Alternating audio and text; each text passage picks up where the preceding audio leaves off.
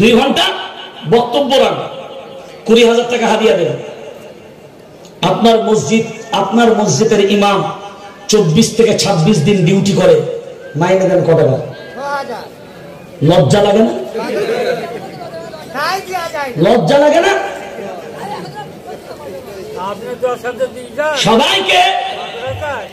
সবাইকে বলার বেলায় আছে 50,000 টাকা এবার বলবো, 10,000 না।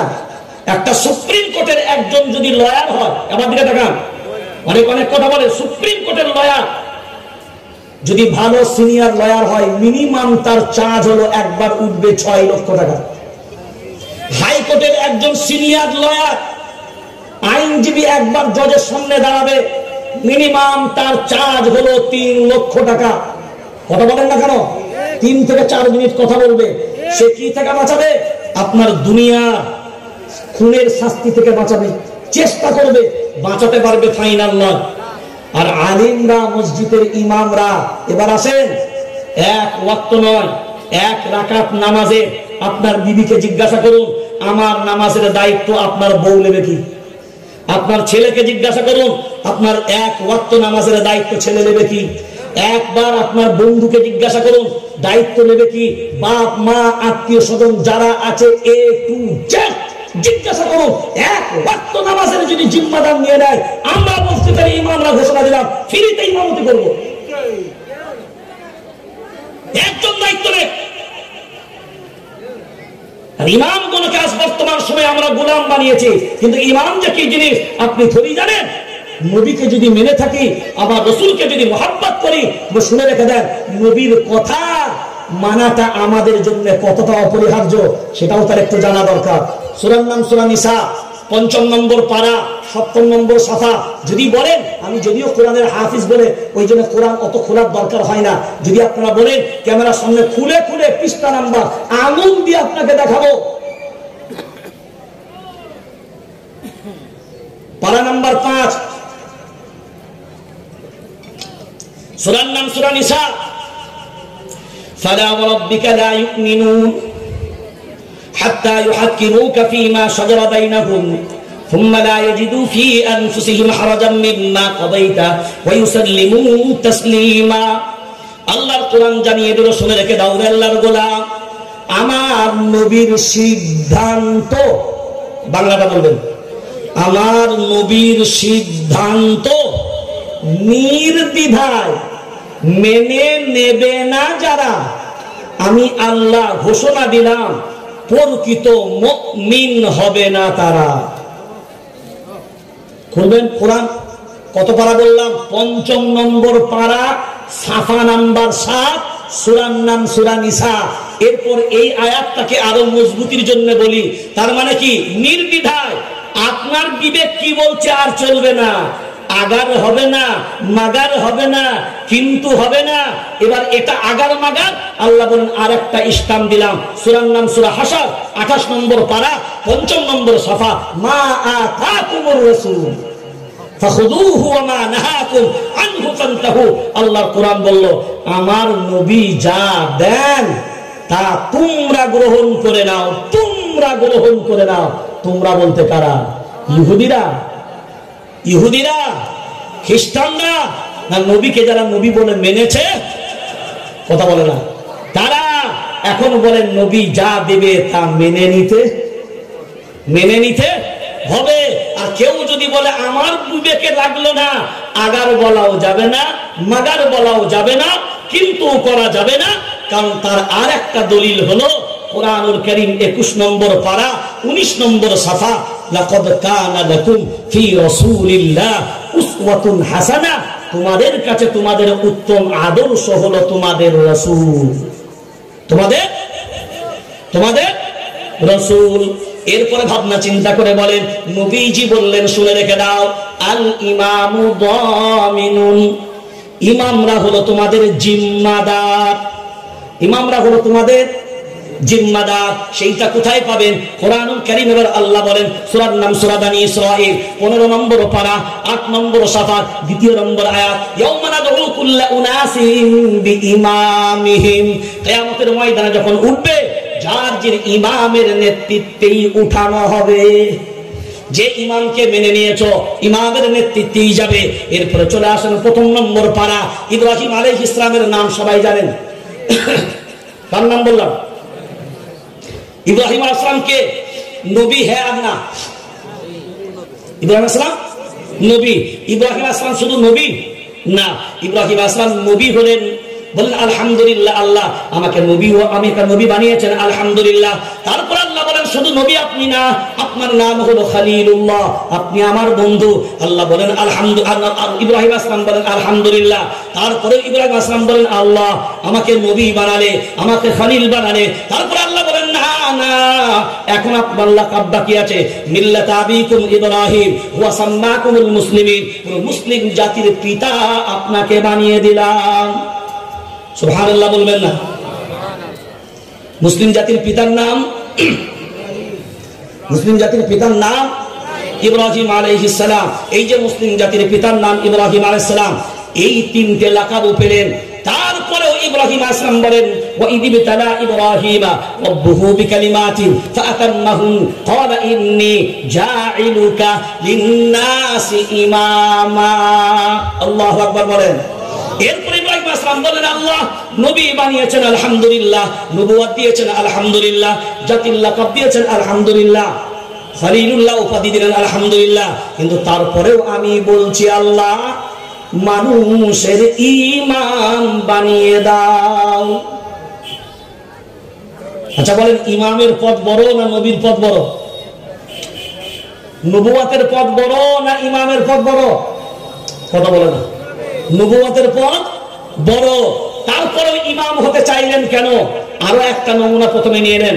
সবাই আমরা জানি মিরাজের রাত্রিতে আল্লাহর নবী সাল্লাল্লাহু আলাইহি সাল্লাম মক্কা থেকে সূরা বনী ইসরাঈলের প্রথমেই আল্লাহ দিয়েছেন বিসমিল্লাহির রহমানির রহিম, সুবহানাল্লাযী আসরা বিআবদিহি লাইলাম মিনাল মাসজিদিল হারামি ইলাল, মাঝখানে ইলা যোগ করেছে, ইলাল মসজিদিল আকসা, মসজিদে হারাম থেকে মসজিদে আকসা পর্যন্ত।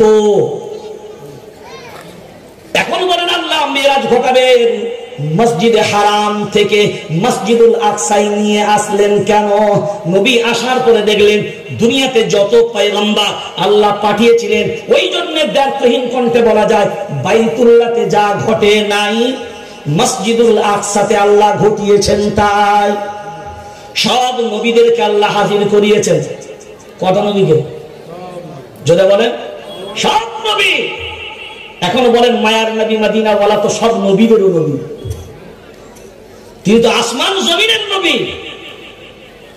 তারপরেও সমস্ত নবীরা মসজিদুল আকসায় কাতারে, মুক্তাদির কাতারে দাঁড়ানো। কোন কাতারে?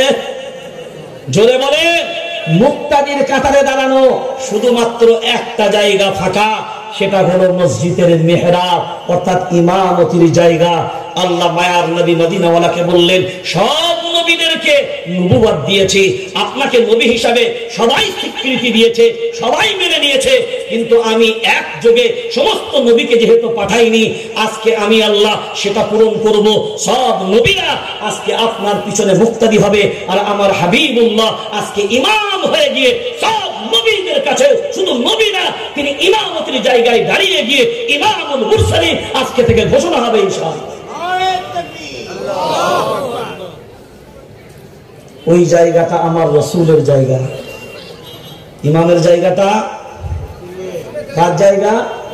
আমরা পেয়েছি ওয়ারিসান সূত্রে মেহরাব। কি সূত্রে? জোরে বলে। ওয়ারিসান সূত্রে ইমামরা মসজিদের মেম্বার পেয়েছে ওয়ারিসান সূত্রে। বলবেন এটা গেঁজাখুরি কথা? না। আল উলামাউ ওয়ারাসাতুল আম্বিয়া। নবী বললেন শুনে রেখে দাও, উলামায়ে কিরামরাই হলো আমার ওয়ারিস, আমার ওয়ারিস। এখানে ক্ষান্ত নয়, আমরা সবাই জানি আল্লাহর কোন বংশ আছে? আল্লাহর কোন সন্তান আছে? সন্তানও নাই, বংশ নাই। তার সব থেকে বড় দলিল হলো সূরার নাম সূরা ইখলাস। বিসমিল্লাহির রহমানির রহিম, কুল হুয়াল্লাহু আহাদ আল্লাহুস সামাদ লাম ইয়ালিদ ওয়া লাম ইউলাদ ওয়া লাম ইয়াকুল লাহু কুফুয়ান আহাদ। আল্লাহকে কেউ জন্ম দেয়নি, আল্লাহ কাউকে যারা বলেন, তাহলে আল্লাহর কোনো বংশ ফ্যামিলি নাই, এটাই ঠিক তো নাকি? আল্লাহর বংশ আছে? কথা বল, আল্লাহর বংশ আছে? কিন্তু নবী বললেন আল্লাহর বংশ আছে। সুবহানাল্লাহ বলেন, জোরে বলেন। হ্যাঁ, নবী বললেন আল্লাহর বংশ আছে। আহালুল কুরআনুন আহালুল্লাহ ওয়াল খাসসা, কুরআন ওয়ালা হবে যারা, আমার রবের বংশধর হবে তারা। ইমামরা হলো কুরআন ওয়ালা, আমার আল্লাহর বংশধরের লোক তারা। ওর পিছনে শত্রু করো যারা, তারা কারা কারা কারা কারা ভেবে নাও, বুঝে নাও তারা। নবীর দুশমন ছিল তার নাম আবু লাহাব, নবীর দুশমন ছিল তার নাম আবু জাহেল, নবীর দুশমন ছিল তার নাম উতবা, নবীর দুশমন ছিল তার নাম সাইবা, উবাই ইবনে খাল। সব নবীর দুশমনি করে গেছেন। আর যদি ইমামের দুশমনি করো তবে বুঝে নিতে হবে ওদেরই নাসল অনুযায়ী জন্মেছো। যদি বলবেন তা কেন, তাহলে তারও একটা নমুনা কোরআন থেকে আমাদের জানা দরকার। সব সময় কিন্তু সহ্য করা যায় না, সব সময় সহ্য করা যায় না। নমুনা নাম্বার 1 আমরা সবাই কম বেশি জানি, সূরাটার নাম সূরা লাহাব। সূরার নাম সূরা লাহাব। উলামায়ে কিরামরা জানেন এর একটা শানে নুজুল আছে, এর একটা শানে নুজুল আছে। মায়ার নবী মদিনাওয়ালা পাহাড়ের উপরে উঠলেন, তার চাচা আবু লাহাব সহ মক্কার বড় বড় বেঈমানরা দাঁড়ানো। এরপরে নবী বললেন, চাচা যান, আমি যদি বলি এই পাহাড়ের পিছনে আপনাদের শত্রু আছে, আপনাদের প্রতি আক্রমণ করবে। আবু লাহাব বলল, কথা যদি মুহাম্মাদের হয় 100% সত্য। কথাটা যদি মুহাম্মাদের হয় তাহলে এই কথাটা 100% সবাই বলেন সত্য।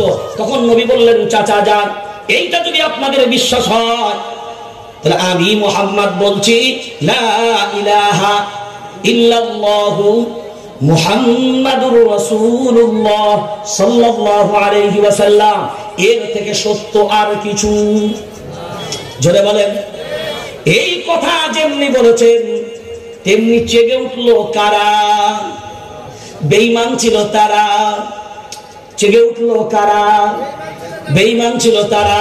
এখানে কয়টা কথা বলা হয়েছে? লা ইলাহা ইল্লাল্লাহ, আল্লাহকে মাবুদ বলে মেনে নাও, আর মুহাম্মাদুর রাসূলুল্লাহ একে নবী বলে মেনে নাও। একে নবী বলে মেনে নিবে তারা।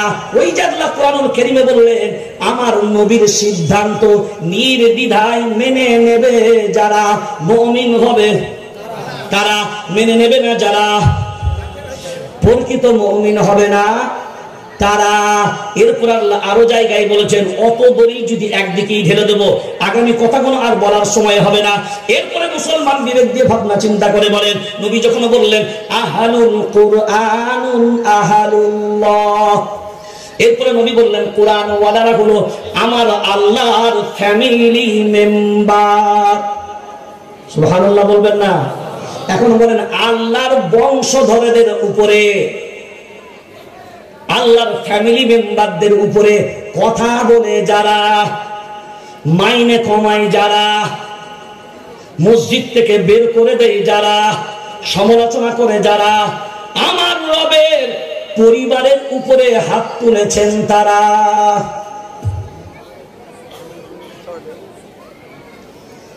এইটা বর্তমানে আমরা বুঝতে পারি নাই। হ্যাঁ, এই কথাগুলো প্রথম বললে একটু কষ্ট হবে, কারণ কথা হচ্ছে এইটা জানার আগে কোরআনুল কারীম সূরার নাম সূরা তাওবা 10 নম্বর পারা 8 নম্বর সাফা, ইন্নামা ইয়া'মুরু মাসাজিদাল্লাহ মান আমানা বিল্লাহ ওয়াল ইয়াউমিল আখির ওয়া আকামাস সালাহ ওয়া আতাজ যাকাহ ওয়া লাম ইয়াখশা ইল্লাল্লাহ। আল্লাহ বললেন মসজিদের দায়ী হবে তারা, মসজিদের দায়িত্ব পাবে তারা, মসজিদের দায়িত্ব নেবে কারা? আল্লাহ বলেন আমি যাদের বলে দেব তারা। গুণ হবে 5টা। গুণ হবে, গুণ হবে পাঁচটা, ইন্নামা ইয়ামুরু মাসাজিদাল্লাহ, আমার মসজিদকে আবাদকারী হবে তারা, মান আমানা, ঈমান আনবে যারা। এবার বলবেন আমরা তো ঈমানদার, আল্লাহ বলেন না না, ঈমানদার তোমরা দাবি করলে হবে না, আমিনু কামা আমানান নাস, ঈমান যদি আনো আমার সাহাবীদের মতো আনো। সাহাবীরা নবীকে পেয়েছিলেন ইমাম হিসাবে, সাহাবীরা নবীকে পেয়েছিলেন নবী হিসাবে। এখন বলেন নবীকে সাহাবীরা মানতো কেমন? জীবন দিয়ে হলেও আমার নবীর সম্মান রাখতো তারা। এরপরে মসজিদের ইমাম, মাদ্রাসার আলিম দ্বীন, এই যে কোরআন ওয়ালা যারা, এরা হলো জ্যান্ত কোরআন। এরা হলো কি কোরআন? জোরে বলে, এরা হলো জ্যান্ত কোরআন। এই কোরআনের অপমান করে যারা, কোরআনকে অপমান করে যারা, বেঈমান হবে তারা। আল্লাহ সূরাত নাম সূরাত তুহাররিম, 28 নম্বর পারা। হ্যাঁ, আয়াতগুলো রেকর্ডিং হচ্ছে, আপনাকে বলে রাখলাম, খুলে খুলে একবার তরজমা বলে দেখে নেবেন। 28 নম্বর পারা, 2 নম্বর সাফা, সূরার নাম সূরাত তুহাররিম। ইয়ারফাইল্লাহু আল্লাযীনা আমানু মিনকুম ওয়াল্লাযীনা উতুল ইলমা দারাজাত। আল্লাহ নিজে বললেন ঈমানওয়ালাদের আমি আল্লাহ সম্মান করি, ঈমানওয়ালাদের আমি আল্লাহ সম্মানিত করি। 2 নম্বরে বললেন ইলমওয়ালাদের আমি আল্লাহ সম্মানিত করি। কি ওয়ালাদের? ইলমওয়ালাদের। আল্লাহ বলেন আমি সম্মানিত করি, সম্মান আমি দিই। আর আমার জাতির লোক বলে আল্লাহ তুমি সম্মান করো আর আমরা বেইজ্জতি করি।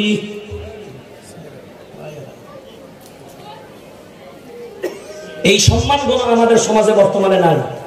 রাগ করেন না, সব দুনিয়ার মোহাব্বত বিরাজ করেছে। এবার বিবেক দিয়ে ভাবনা চিন্তা করে বলেন, আল্লাহর নবী যে কথা বললেন, আল্লাহর নবী যে কথাই শুনিয়ে দিলেন যে আমার উম্মত চারিদিক দিয়ে মার খাবে, কখন? এই রকম নমুনাগুলো পাওয়া যাবে যখন। এখন সমাজে এগুলো চলছে না চলে না? জোরে বলেন, চলছে না চলে নাই? আপনাকে সতর্ক করা হবে। সতর্ক করবে কারা? দিশা দেখাবে কারা? এই কোরআন ওয়ালারা।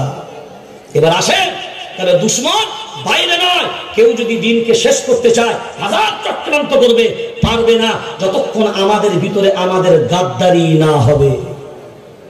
এবার আসেন, বর্তমান যে সময়, গাদ্দারি গুলো একটু একটু বুঝায়। সবাই আমরা জানি কম বেশি করে।